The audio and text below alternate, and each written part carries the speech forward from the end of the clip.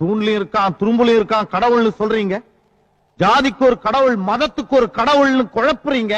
கல்லுல தான் கடவுள் இருக்கான்றீங்க, அதுவும் அந்த கோயிலுக்குள்ளதான் அவன் இருப்பான்றீங்க. எல்லாத்துக்கும் பெரிய கடவுள் அந்த மலைக்கு மேல இருப்பான்னு சொல்றீங்க.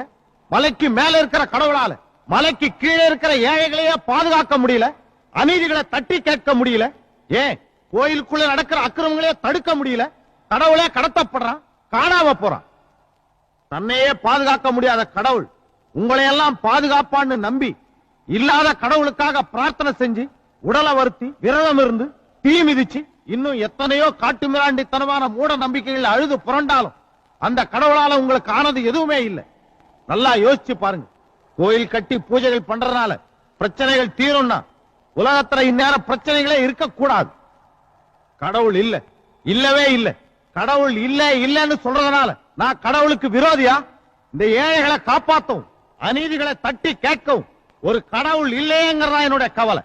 வெளிச்சத்துக்காக விட்டில் பூச்சிகள் விளக்கிலே வந்து சாகர மாதிரி நம்ம பிரச்சனைகளை எல்லாம் கடவுள் தீர்ப்பான்னு பக்திங்கிற போதையில விழுந்து அழிஞ்சுகிட்டு இருக்கமே. இவ்வளவு ரிஷிகள் இருந்தும், இவ்வளவு முனிவர்கள் இருந்தும், கோடிக்கணக்கான கடவுள்கள் இருந்தும் நம்ம பிரச்சனை எல்லாம் ஏன் தீரல? ஏன்? இதையெல்லாம் நீங்க யோசிக்க கூடாதுங்கிறதுக்காகத்தான் தலையெழுத்து விதின்னு கண்ணுக்கு தெரியாத நூத்துக்கணக்கான விலங்குகளால பூட்டப்பட்டிருக்கீங்க.